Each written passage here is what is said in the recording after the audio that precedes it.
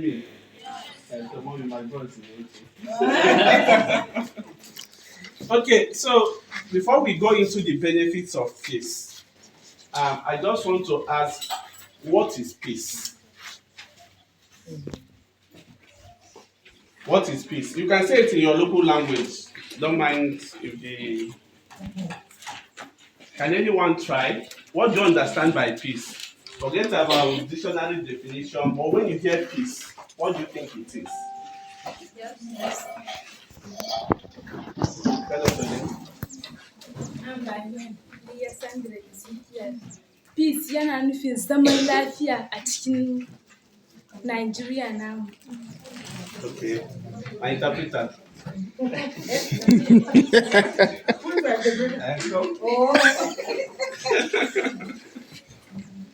She said peace means as in staying in peace in our own country, country Nigeria. So she's just trying to say peace is peace. Let's clap for her. Yes, peace is already like a language someone understands. Once you hear peace, the person knows what it is. Any other attempt? What is peace? My name is Rajesh. Peace means the way that two or more people will live without conflict. Two or more people will live without conflict. Let us clap for her. Any other person want to say something different from what she said? Okay. Peace is the act that people live without war or crisis. Without war or crisis. Let us clap for her. So, from the responses we got, in line with some scholars' definition of peace as the absence of war. Okay? Some people feel that once there is no war, there is peace. But in reality, we don't have absolute peace anywhere. We don't have what? Absolute peace. Because when you look at the core definition of peace, it entails both the external peace and the internal peace. Okay? So apart from the external peace, which you talk about was conflict with your neighbors, there is the internal peace which is within you. That you as a person has peace. What that means is that within you, you are happy, you are okay, you are contented with what you have, you are not looking outside in terms of envying someone. So you need to first of all have internal peace, be at peace with yourself before you can now talk about external peace, being at peace with your neighbors, your friends, in school, in your community, even at home.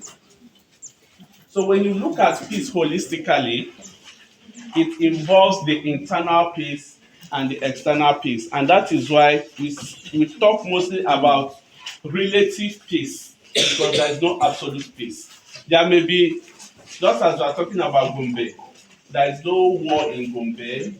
Most communities are enjoying relative peace, because when you begin to look at everybody individually, you find out that there is internal conflict. Some persons may be struggling with one thing or the other, internally on their own. Sometimes you share with your friends, with your classmates, or with your teacher. And that's why we have guidance and counselors in school.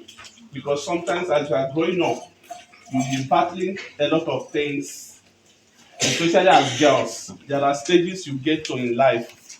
You need to confide either in your mom or your female teacher about some things you're experiencing you don't understand. And that is why it is important that today we understand more about peace and the role you have to play as a student to ensure that this your school. When I was in the principal's office, I saw that your school started in 2015.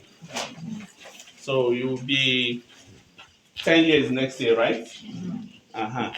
So it may still be a new school compared to other secondary schools. But with what I'm seeing, I saw that you have a lot of potential to even achieve more than the old schools. And that is because you've tried to maintain peace. If there is no peace in this community, all of you will not be here. Right?